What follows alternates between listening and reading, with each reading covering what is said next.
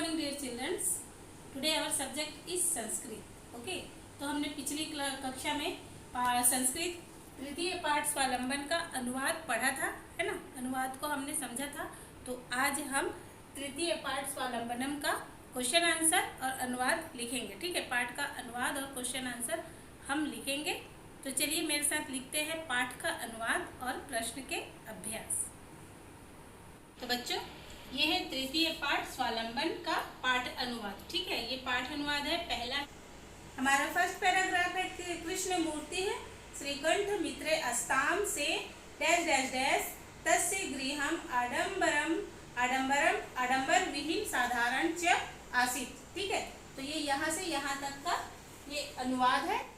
कृष्ण मूर्ति और श्रीकंठ दो मित्र हैं। कृष्ण श्रीकंठ के पिता धनी थे, इसलिए उसके भवन में सारे सुख सुविधाओं के सामान थे। उनके विशाल भवन में 40 खंबे थे, उसमें 18 कमरे और 50 खिड़कियां, 44 दरवाजे और 36 पंखे थे। वहां 10 कर्मचारी लगातार कार्य करते रहते हैं। लेकिन कृष्ण मूर्ति के माता पिता निर्धन कृषक दंपत्ति हैं। उनका घर आडंबर रहित साधारण था। तो ये हमारा फर्स्ट पैराग्राफ का अनुवाद है। आप लोग इसे ध्यान से देखेंगे, है ना, और इसे अपनी कॉपी में लिखेंगे। अब मैं दूसरा पैराग्राफ का अर्थ लिखवा रही हूँ। अब हम लिखेंगे दूसरा पैराग्राफ का अर्थ। ठीक है, दूसरा पैराग्राफ हमारा है एकदा श्रीकंठ तेन सह प्रातः 9 वादने तस्य गृहम आगच्छत् डैश डैश डैश स्वावलंबने तु सर्वदा सुखमेव न कदापि कष्टम भवति। तो यहाँ तक हम ये अर्थ, ये हमारा दूसरा पैराग्राफ है। तो यहाँ तक हम अनुवाद लिखेंगे। तो यहाँ बोर्ड में देखेंगे मैंने अनुवाद लिखा हुआ है। अनुवाद है, एक बार श्रीकंठ उसके साथ सुबह 9 बजे उसके घर गया। वहाँ कृष्ण मूर्ति और उसके माता पिता अपनी शक्ति अनुसार श्रीकंठ का आतिथ्य सत्कार करते हैं। यह देखकर श्रीकंठ कहता है, मित्र, मैं तुम्हारे इस सत्कार से बहुत संतुष्ट हूँ। केवल मुझे एक ही दुख है कि तुम्हारे घर पर एक भी सेवक नहीं है। मेरे सत्कार में आप लोगों को बहुत कष्ट हो रहा होगा। मेरे घर पर तो बहुत सेवक हैं। तब कृष्णमूर्ति कहता है, मित्र, मेरे भी 8 सेवक हैं। वो है 2 पाँव, 2 हाथ, 2 आँख, 2 कान। ये प्रत्येक क्षण मेरी सहायता करते हैं। किंतु तुम्हारे सेवक सभी जगह पर तो उपस्थित नहीं हो सकते। तुम अपने सभी कार्य के लिए अपने सेवकों पर आधारित रहते हो। जब जब ये अनुपस्थित होंगे तब तब तुम्हें कष्ट अनुभव होगा। आत्मनिर्भर में सदा सुख होता है, कभी भी कष्ट नहीं होता। तो ये था हमारा सेकंड पैराग्राफ का अर्थ। ठीक है, अब हम थर्ड पैराग्राफ देखते हैं। हमारा थर्ड पैराग्राफ है श्रीकंठ अवदत् मित्र डैश डैश डैश संप्रतम गृहम चलामि, है ना। तो चलिए यहाँ बोर्ड में देखेंगे। तीसरा पैराग्राफ का अर्थ है, श्रीकंठ कहता है, मित्र, तुम्हारे वचन को सुनकर मेरा मन बहुत ही प्रसन्न हुआ। मैं भी अपना सभी कार्य स्वयं ही करूँगा। 12:30 बज गए। अब मैं अपने घर चलता हूँ। ठीक है, ये था हमारा पाठ का अनुवाद। I hope you all are understand. ठीक है, आप लोगों को समझ में आ गया है पाठ का अनुवाद। तो अब हम देखेंगे प्रश्नों के उत्तर, प्रश्न अभ्यास देखेंगे। प्रश्न अभ्यास में जो सेकंड क्वेश्चन है, ठीक है, अधोलिखितानां प्रश्नानुत्तराणि लिखत। ठीक है, तो ये हमारा सेकंड क्वेश्चन है। फर्स्ट में दिया हुआ है उच्चारण कुरु। तो आप लोग इसे उच्चारण करेंगे, घर पर अच्छे से रीड करेंगे, संस्कृत को पढ़ने की अच्छे से कोशिश करेंगे। ये हमारा सेकंड क्वेश्चन है। इसमें हमको प्रश्न के उत्तर लिखना है। तो प्रश्न का देखेंगे, कस्य भवने सर्व विधानी सुख साधनानि आसन। किसके घर में सारे सुख साधन थे? श्रीकंठ के घर में, है ना। तो हमारा जो आंसर होगा, श्रीकंठ भवने सर्व विधानी सुख साधनानि आसन। किसके घर में सारे सुख साधन थे, है ना। तो श्रीकंठ के घर में सारे सुख साधन थे। श्रीकंठस्य भवने सर्व विधानी सुख साधनानि आसन। ठीक है, श्रीकंठ के घर में सारे सुख साधन थे। कस्य गृहे कोऽपि भृत्य नास्ति, किसके घर में कोई भी सेवक नहीं थे, किसके घर में नहीं थे, कृष्णमूर्ति के घर में नहीं। तो उत्तर ख का आंसर है, मतलब ख का आंसर है कृष्णमूर्ति गृहे कोऽपि भृत्य नास्ति, कोई भी सेवक नहीं थे कृष्णमूर्ति के घर।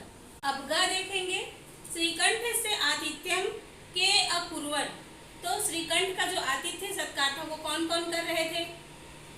श्रीकंठ आतिथ्यम कृष्णमूर्ति तस्य माता पिता च अकुर्वन्, कंठ का जो आतिथ्य था वो कृष्णमूर्ति और उसके माता पिता करते हैं, है ना। तो क्वेश्चन नंबर घ देखो, सर्वदा पुत्र सुखम, सब हमेशा किसमें सुख मिलता है हमें? तो हमेशा हमें सुख मिलता है स्वावलंबनम में। तो सर्वदा स्वावलंबने सर्वदा स्वावलंबने सुखम, तो सर्वदा किसमें सुख है? स्वावलंबन में सुख है। अब अंगा देखेंगे, श्रीकंठ मूर्ते गृहम कदा आगच्छत, तो श्रीकंठ जो है वो कृष्ण मूर्ति के घर कब गया? 9 वादने, 9 बजे, सुबह 9 बजे जाता है ना, तो उसका उत्तर होगा श्रीकंठ कृष्ण मूर्ते गृहे 9 वादने आगच्छत।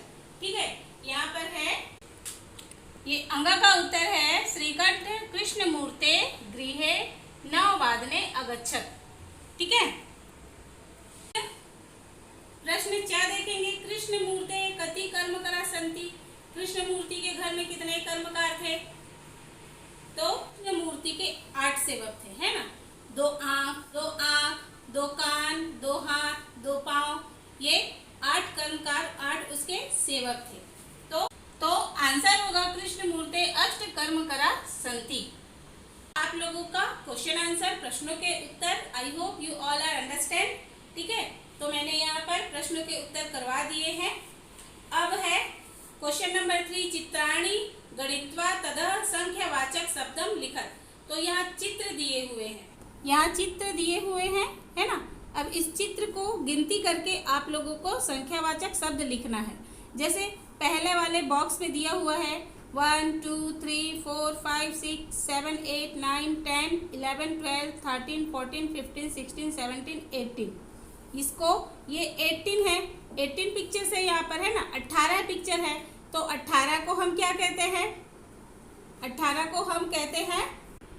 18 को हम कहते हैं अष्टदशा, संस्कृत में हम कहते हैं अष्टदशा। उसी तरीके से तो हम यहाँ पर लिखेंगे अष्टदशा।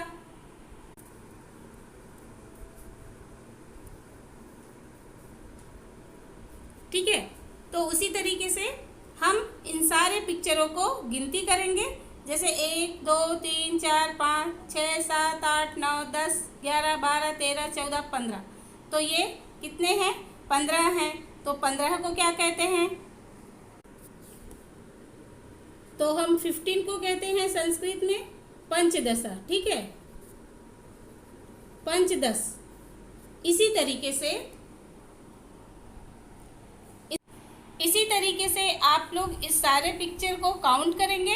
ठीक है, और संस्कृत में जो संख्यावाचक शब्द है वो लिखेंगे। ये आप लोगों का होमवर्क है। ठीक है, ये आप लोगों का होमवर्क है। पीछे के पेज में आपको गिनतियाँ दी हुई है। देखिए यहाँ पे संख्यावाचक शब्द दिया हुआ है। ठीक है, 105 यहाँ पर देखेंगे, पेज नंबर 105 में आपको दिया हुआ है ये संख्यावाचक, तो आपको आसानी हो जाएगा। तो ये आपका वर्क है, इसे आप लोग घर पर खुद से करेंगे। उसी तरीके से यहाँ पर भी जो दिया हुआ है कि ये यहाँ पर आपको दे दिए हैं, शब्द में दे दिए हैं। ठीक है, और यहाँ पर आपको अंक में दिया हुआ है। तो ये जो 28 है ये अंक है, तो आपको शब्द में यहाँ पर लिखना है, शब्द रूप में आपको लिखना है। तो 28 को हम क्या कहते हैं? अष्टविंशति। ठीक है, अष्टाविंशति। तो यहाँ पर आ जाएगा अष्टाविंशति। ठीक है, अष्टाविंशति। 30 को हम क्या कहते हैं? त्रिशंत कहते हैं। 30 को हम कहते हैं त्रिशंत, तो ये त्रिशंत हो जाएगा। उसी प्रकार 27 है यहाँ पर, 27 को क्या कहेंगे? सप्तविंशति। ये जो है सप्तविंशति, तो हम यहाँ पर 27 को लिखेंगे सप्तविंशति। ठीक है, इसी तरीके से 31 है, 31 को कहते हैं हम एक त्रिशंत।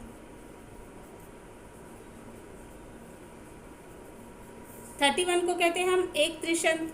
ठीक है, तो अब पेज पलटेंगे। यहाँ पर आप लोग देखिए 24 है, 50 है, 40 है, ये आप लोग खुद से करेंगे। This is your homework. Okay, this is your homework, ये आपका होमवर्क है। नाउ नीचे देखेंगे, चित्रम दृष्ट्वा मंजूषा पदानी च प्रयुक्त वाक्यानि रचित। तो यहाँ पर चित्र को देखकर हमें वाक्य की रचना करनी है। तो सबसे पहले यहाँ पर देखो, कृषक जो है, किसान जो है, वो बैल से हल चला रहा है। ठीक है, वो हल चला रहा है। तो यहाँ पर क्या आएगा, कृषिकः क्षेत्रम कर्षति। कृषिकः, ये आ जाएगा कृषिकः क्षेत्रम कर्षति। कृषिकः क्षेत्रम कर्षति। ठीक है, ये पहला हो गया। अब सेकंड देखो, यहाँ पर दो किसान जो हैं वो कुदाल चला रहे हैं। तो क्या आ जाएगा, कृषिको कृषिको खनन कार्यम कुरुत। कृषिको खनन कार्यम कुरुत। ठीक है, तो यहाँ आ जाएगा कृषिको मतलब दो कृषक, कुरुतः। ठीक है, कृषिको खनन कार्यम कुरुतः, ये हो गया।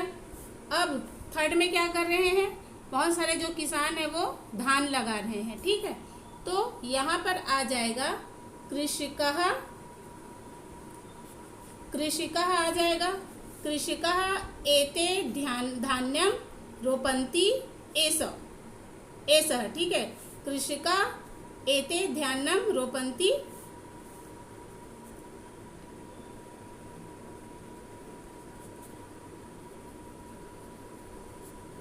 धान्यम रोपन्ति एषः। ठीक है,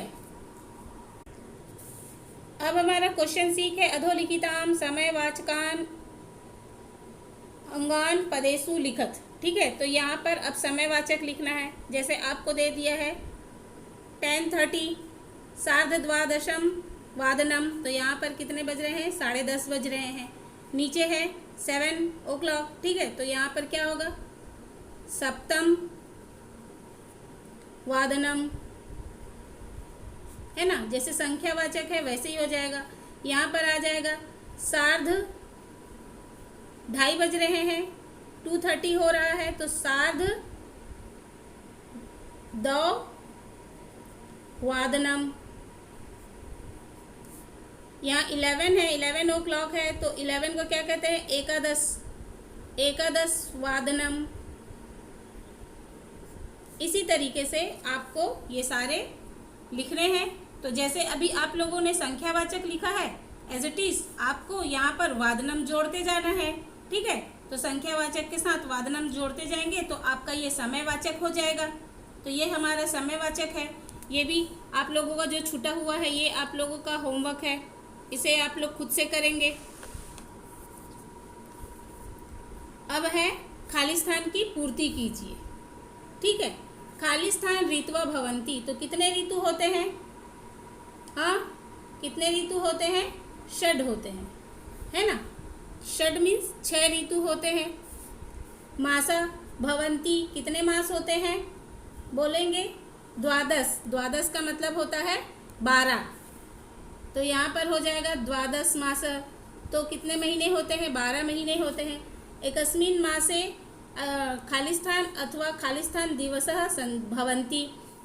एकस्मिन् मासे त्रिशंत मतलब 30 और एक त्रिशंत, एक त्रिशंत, है ना। तो 30 और 31 दिन होते हैं। फरवरी माह से है सामान्यतः अष्टाविंशति 28 दिन होते हैं। तो यहाँ पर हो जाएगा अष्टाविंशति। फरवरी महीने में कितने दिन होते हैं, 28 दिन होते हैं ना। उसके बाद है मम शरीरे खालिस्थान हस्तो स्त, तो हमारे शरीर में कितने हाथ हैं, 2, तो यहाँ पर आ गया 2। तो अब हम लोगों ने ये सारे प्रश्न कर लिए हैं और मैंने आप लोगों को संख्यावाचक जो है वो होमवर्क पे दिया है। आप लोग इसको पीछे पेज में देखेंगे, है ना, आप लोगों को समझ में आ जाएगा। आई होप आप लोग इतना समझ गए होंगे। ये सारे जो वर्क हैं आप कॉपी में करेंगे और मुझे सेंड करेंगे इसका पिक कि आप लोगों ने अपना वर्क जो है वो कंप्लीट कर लिया है। Okay, thank you, have a nice day.